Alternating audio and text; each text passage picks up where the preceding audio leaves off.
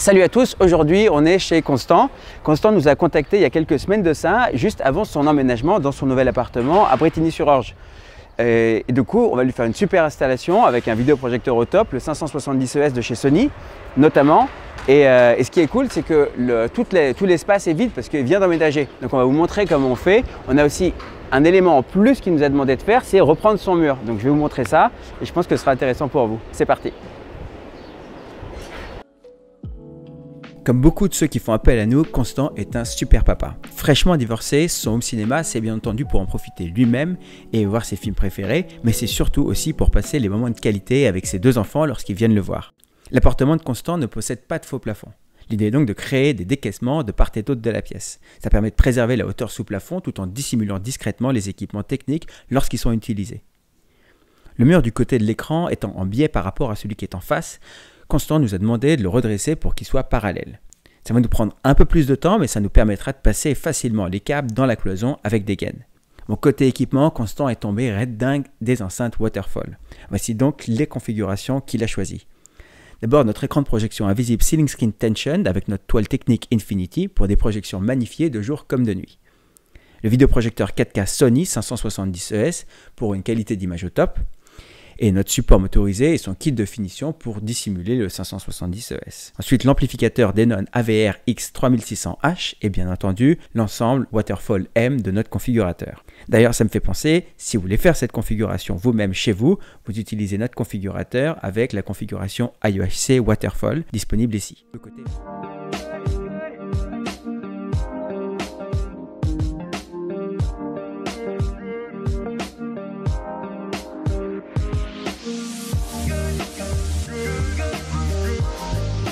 Alors voilà, le coffrage, on va le faire ici, donc sur le mur à l'arrière. Il va mesurer environ 25 cm de haut puisqu'on veut encastrer le 570 ES de chez Sony qui nous prend environ 24-25 cm, donc on va être un peu large. Et ce qui va nous permettre aussi d'avoir nos enceintes qui seront inclinées dans ce sens-là pour projeter le son vraiment bien à la fin, à peu près vers le niveau des oreilles. Ça évite d'avoir des enceintes en plein milieu du mur, ça lui permet de profiter de son mur de manière normale et pouvoir mettre un meuble s'il veut en face. Là, on va préparer le caisson et pour le préparer, on a utilisé le fil bleu, c'est très pratique et ça va nous permettre de délimiter directement le volume que va prendre ce caisson. Comme je vous disais tout à l'heure, on a ici 80 cm entre le mur et le caisson, la boîte à rideaux. Donc on va se caler exactement là-dedans. On va prendre 10 cm pour faire le retour lumineux que vous avez déjà vu comment ça se passe. Et du coup, on va prendre 70 cm de largeur pour faire le caisson en lui-même. Donc ça, c'est ce qu'on va tracer maintenant avec Marwan.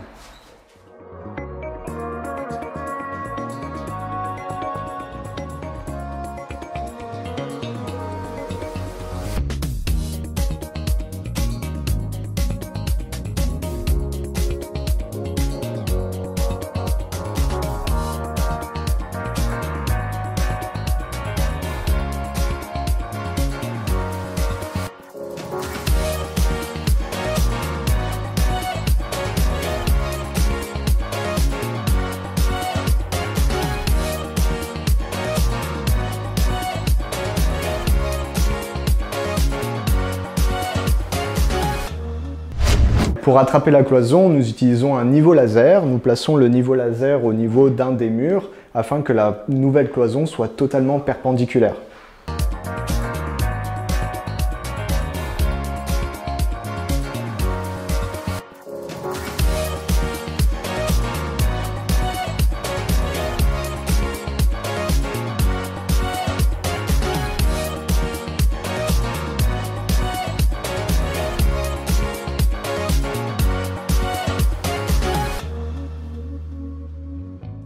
Là, on va attaquer le passage des câbles dans les goulottes.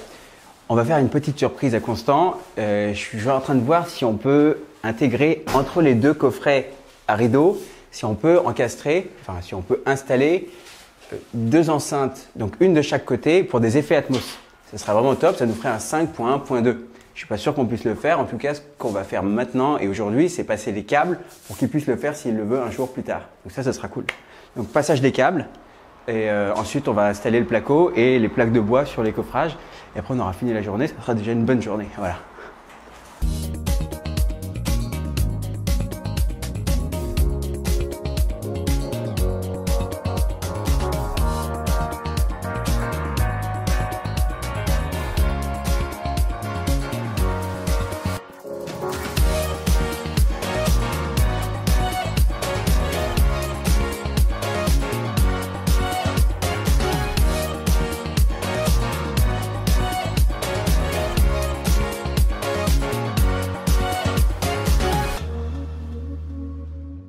Là, on est en train de voir la fixation des enceintes parce que, comme je vous l'ai dit au départ, c'est des enceintes waterfall, c'est des enceintes qu'on va fixer au mur. Et donc, il y aura deux enceintes sur les côtés, une enceinte qui sera en dessous de l'écran. Le truc qui est particulier, c'est que du coup, on a un mur qui fait 2,50 m de haut, notre toile de 2,70 m qui va descendre au moins de 2 mètres. Il nous restera 50 cm en bas et il faut qu'on arrive à caser l'enceinte en verre, fixée au mur, et le meuble bas. Le meuble bas, il mesure 30 cm. L'idée, c'est d'ajuster les éléments pour que ce soit le plus proche possible, pour que ce soit joli, avec un beau résultat à la fin. Donc, c'est ce qu'on est en train de regarder actuellement.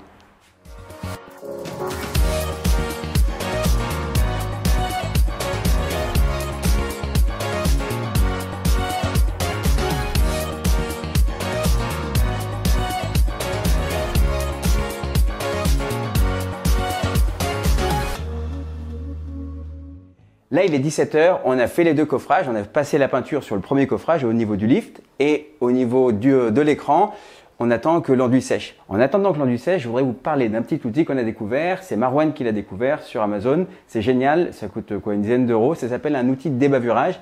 Ça vous permet, lorsque vous découpez vos tiges filetées, vous savez, parfois quand vous remettez un écrou dessus, c'est pas forcément évident, ça vous permet de faire un chanfrein et donc d'avoir quelque chose qui marche super bien. Voilà, donc c'est un petit outil. Vous avez le lien qu'on vous met en dessous de la vidéo et vous pouvez commander si vous en avez besoin. Voilà.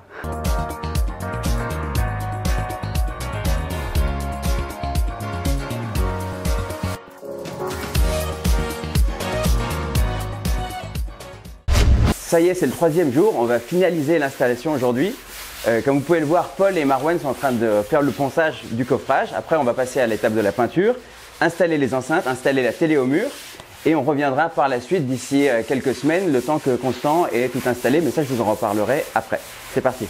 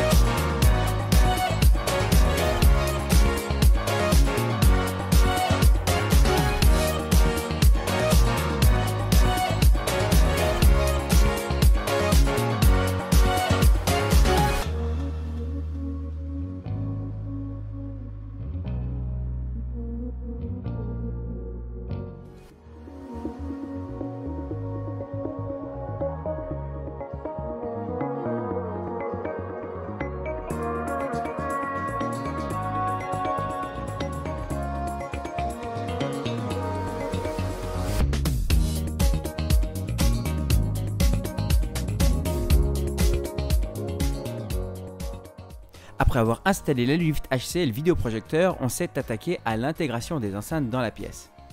Nous avons commencé par les enceintes surround à l'arrière en mesurant les distances de position identiques entre chaque mur.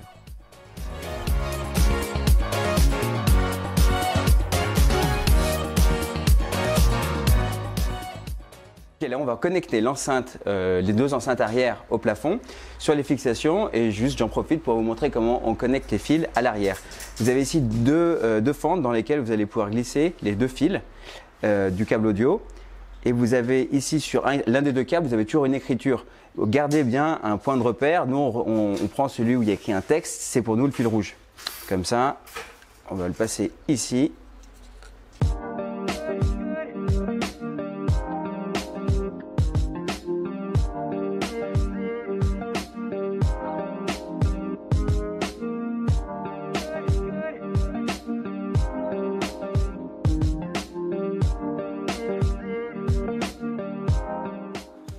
Là, on va attaquer le placement des enceintes. Ce qu'on a fait, c'est que comme le canapé, la pièce est un petit peu décalée, donc le canapé est un petit peu sur le côté. Donc ce qu'on a fait, c'est qu'on a centré l'écran sur le canapé et pas sur la pièce.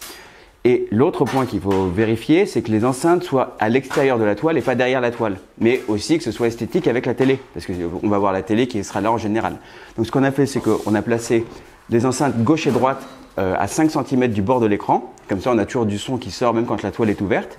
Et l'enceinte centrale qu'on va installer juste après, sera, ce qu'on disait déjà hier, sera installé entre le meuble bas et la télé. Donc ça, c'est ce qu'on va faire juste après.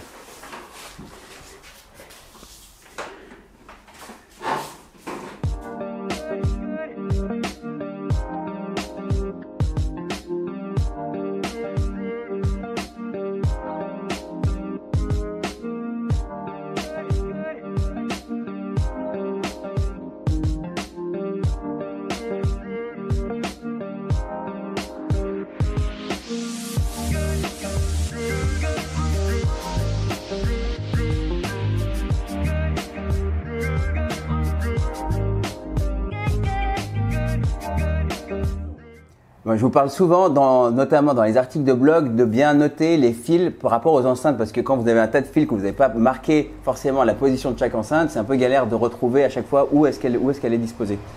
L'astuce, si vous ne l'avez pas fait, comme ce qu'on vient de faire actuellement, on ne sait pas quel fil est utilisé pour quelle enceinte. Il vous suffit d'avoir une pile, vous mettez un fil de chaque côté et ça va faire crépiter l'enceinte. Et comme ça, vous savez où elle se trouve et vous pouvez la marquer. Petite astuce, bien pratique et ça vous fait gagner du temps. Comme je me suis mis de côté, je voudrais aussi faire les tests, donc régler, en profiter pour gagner du temps, régler notamment l'amplificateur pour qu'il soit connecté déjà à Internet. Ça, c'est un truc qui est aussi auquel vous pouvez faire attention. Quand vous aménagez, vous n'avez pas tout de suite une connexion Internet. Alors parfois, vous pouvez avoir un routeur 4G. Il faut savoir que lorsque vous connectez tout dessus, donc tous les appareils sur le routeur, quand vous allez changer, il faudra tout reconfigurer. Donc nous, on le fait pour vous. Quand on revient à la fois finale pour tout calibrer, lorsque vous avez votre déco qui est en place, que vous avez votre connexion Internet, on va tout vous calibrer pour que tout soit au point et vous n'ayez pas tout à vous embêter à tout reconnecter.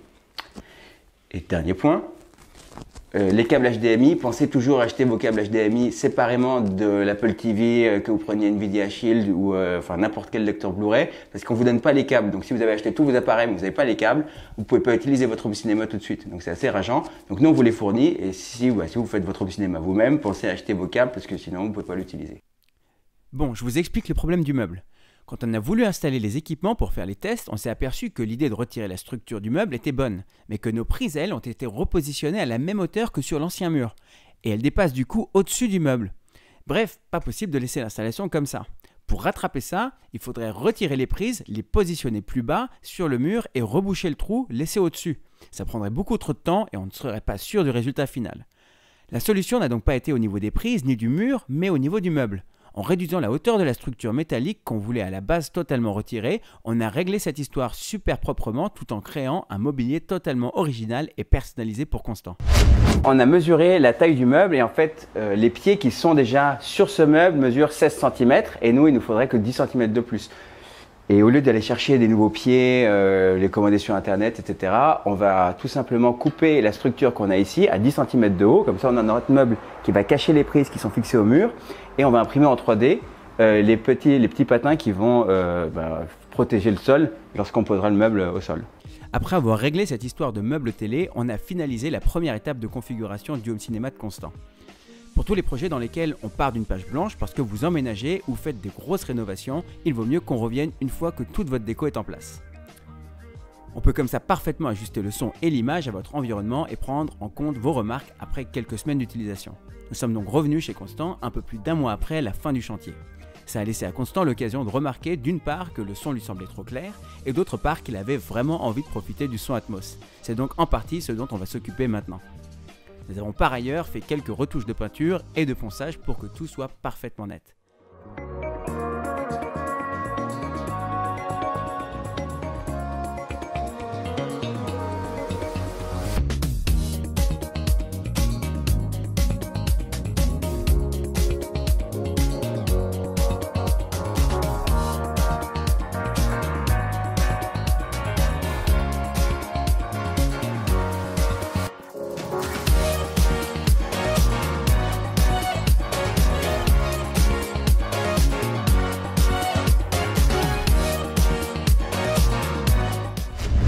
Pendant que Paul et Marwan sont en train d'ajuster la fissure et que je ne peux pas faire de calibrage de son, je vais calibrer l'image et pour commencer, on va faire l'alignement, appliquer l'alignement des panneaux.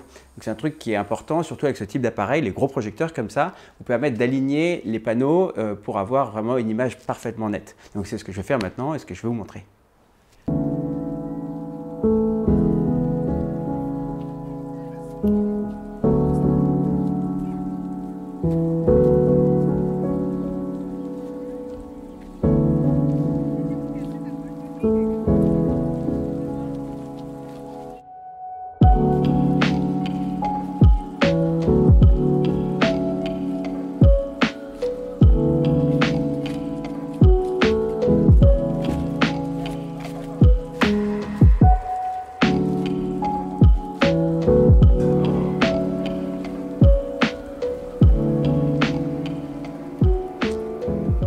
Ça y est, on est arrivé au bout de cette installation. J'espère que vous avez apprécié nous voir faire tout le travail du début à la fin. Ça nous a pris 4 jours au total, 3 jours pour faire les gros travaux et aujourd'hui les réglages. Donc c'était à peu près un mois après, comme je vous le disais.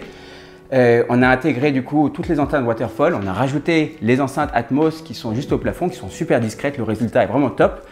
Et du coup, voilà, si c'est quelque chose qui vous intéresse d'avoir une installation du même type chez vous, c'est la configuration IOHC Waterfall. Vous pouvez aller jeter un œil sur notre configurateur, sur notre site. Merci d'être resté avec nous jusqu'à la fin. Si vous avez aimé cette vidéo, likez-la, partagez-la, parlez-en autour de vous et laissez vos commentaires. Je vous dis maintenant à vendredi prochain et prenez soin de vous.